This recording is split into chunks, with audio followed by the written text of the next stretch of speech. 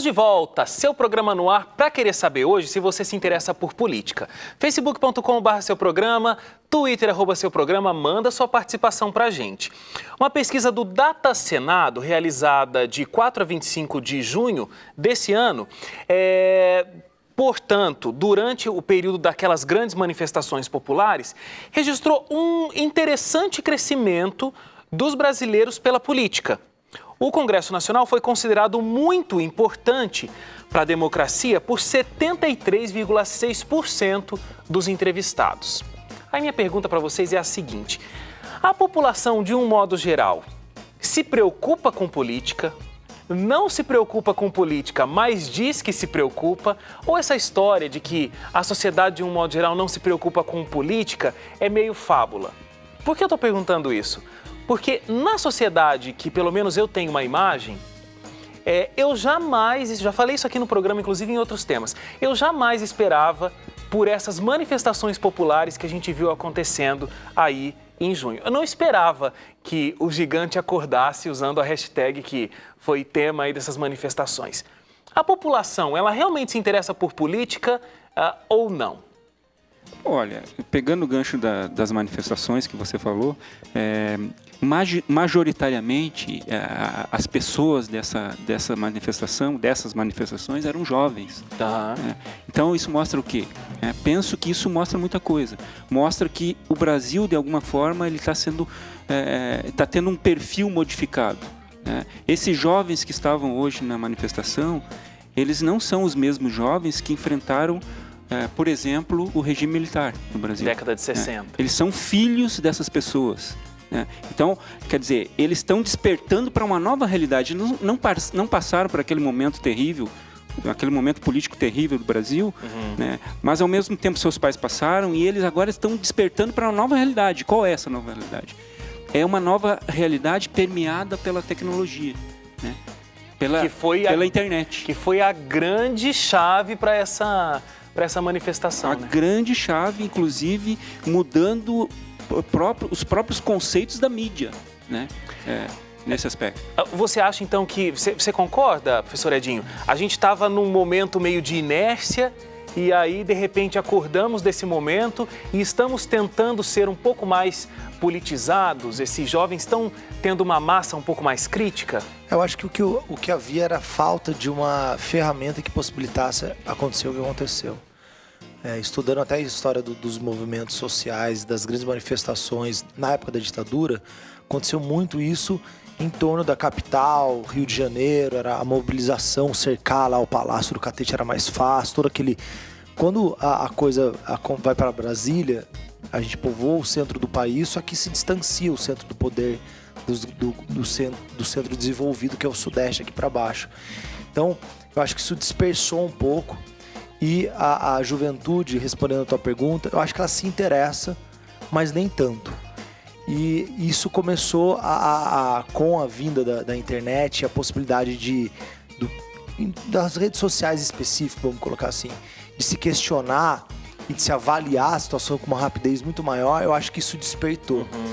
E o que as ruas trouxeram foi realmente uma sensação de insatisfação.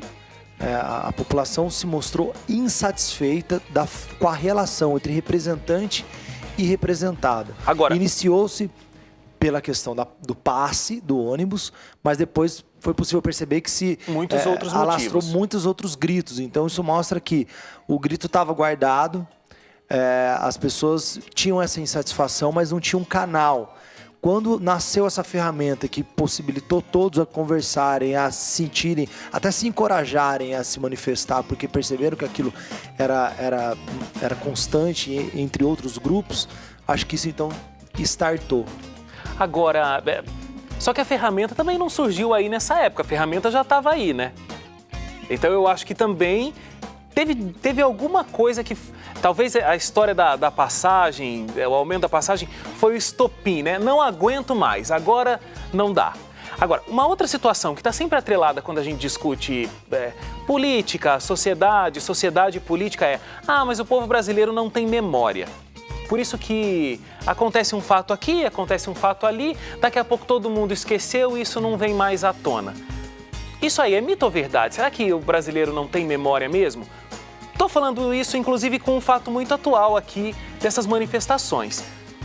Houve todo esse clamor aí da sociedade por alguns quesitos. Dilma se reuniu com os seus marqueteiros, com o seu comitê, deu uma resposta para a sociedade. Sobre isso, vamos fazer isso. Sobre aquilo, vamos fazer isso. Sobre aquilo outro, vamos fazer isso. Nem tudo está aí, né? Aliás, pouquíssimas coisas estão aí. Por que a gente não continua essa manifestação? É falta de memória? Viu que manifestação não resolve? Falta de esperança? Talvez eu estou com perguntas muito filosóficas aqui, mas vamos lá. Eu penso que é um conjunto de tudo isso, um pouquinho.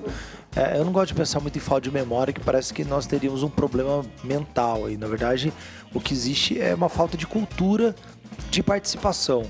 E essa cultura de participação, ao meu ver, vem de uma cultura educacional, de se realmente nos bancos escolares ensinar a importância da participação, que a democracia só funciona com participação.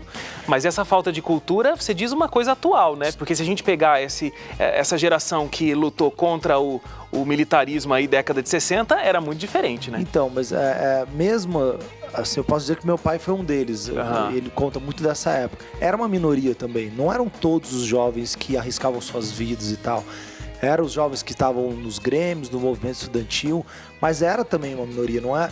Hoje nós olhamos com saudosismo, mas não era a maioria, até porque corria esse risco de vida ao se fazer isso. Grande risco de vida. Por tortura, e quantos morreram por isso. Então, assim, eu penso que não é um problema de memória. É um problema realmente de valoração do quanto isso é importante e quanto isso vai gerar resultado. E, na verdade, isso só vai gerar resultado com erros e acertos. Fazendo manifestação, esperando, fazendo outra. Então, assim, a participação democrática de um país acontece se fazendo. Então, a avaliação que eu faço com relação até os movimentos de julho, eu acho que não se acalmou porque teve um ato da presidente, ela conseguiu, até porque eu acho que foram todas medidas inócuas da presidência. Tudo que ela tentou ficou até meio quadrado, não saiu plebiscito. O que eu vejo assim, todo mundo extravasou o grito. Falou o que queria, até a questão do passe livre foi resolvido, a maioria das cidades abaixou o valor da passagem. Isso sim, para aquele foco, para aquele pedido foi atendido. Mas para todos os outros pedidos não foi atendido porque aquilo não foi formulado. Então acho que houve o grito, a população brasileira deixou claro que ela não quer. Acho que o grande passo que nós temos agora é deixar claro o que nós queremos. Então acho que esse é o segundo passo dessa manifestação. Todo mundo deixou claro, basta, não queremos isso. Agora, o que nós queremos? O que nós queremos? Acho que esse é o segundo passo. Penso que é uma questão cultural, né? Questão absolutamente cultural. O Brasil, o povo, as pessoas, a sociedade brasileira, de uma maneira geral, é conformista e conformada. Né? De uma maneira geral, a sociedade ela favorece a questão do jeitinho brasileiro. Todo dia a gente vê isso. Vai na fila do banco, nacional, tem alguém furando a fila. Você vai no sinal do trânsito, tem alguém furando o sinal. Você vai no trânsito, o sujeito de trás começa a dar sinal de luz para você abrir para ele passar, porque ele tem prioridade, não sei porquê. Né? Então essa cultura do jeitinho, de eu dou um jeitinho, está atrelada à nossa sociedade. É uma questão cultural. Não vai mudar daqui a 10 anos, talvez não mude daqui a 50 anos. Né? Basta comparar com outros países, por exemplo, países europeus, por exemplo, onde a cultura é absolutamente diferenciada da nossa cultura, inclusive Portugal, que quem colonizou o Brasil foi Portugal. E você vai em Portugal e percebe que a cultura deles não é a mesma nossa, né? Nesse aspecto aí, do jeitinho. Não tem jeitinho. Né? Na justiça não tem jeitinho, na política não tem jeitinho.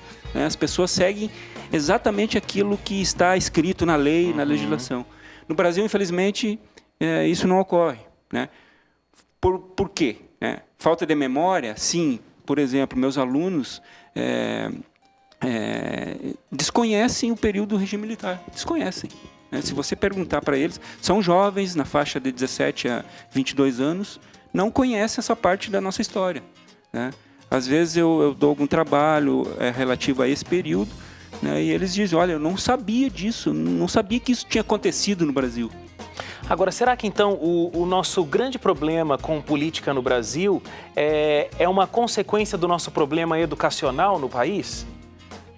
Também. Eu penso que a década de 70 a 80, esse período de 10 anos, foi uma década crucial, né, no que a gente está vivendo hoje, né? As pessoas foram amortizadas nesse período, amortecidas nesse período, né? Quer dizer... a década de 70. 1970 a 1980. Eu diria que foi ali esse momento. Por quê? Porque como a sociedade brasileira expurgou esse momento? Não foi através de manifestação, não foi através da revolução, foi através de uma benesse militar. Os militares disseram, olha, a partir de agora vocês vão ter democracia. É isso que aconteceu. Ao contrário da Revolução dos Cravos em Portugal, por exemplo, né? Que houve uma revolta popular. No Brasil, não. E trouxe a consequência, trouxe a mudança. A mudança. No Brasil, não. Foi um decreto militar que diz, olha, tem anistia aqui, pronto, né? Quem fez, agora, a partir de agora, vai ser um novo Brasil, né? Por decreto. Não se faz um novo país por decreto. Exatamente. Muita coisa, mas só tem mais um bloco. A gente vai para o intervalo e volta já. Que a sociedade precisa acompanhar a política, eu acho que já ficou bastante claro, né? Bastante claro. Agora, e o nosso papel como cristãos? A gente não acredita que esse mundo vai melhorar tanto assim, né? A gente tem uma esperança num outro mundo que há de vir. Agora, será que então a gente tem que se preocupar com política? Vamos debater um pouquinho isso no próximo bloco. Não sai daí, a gente volta já.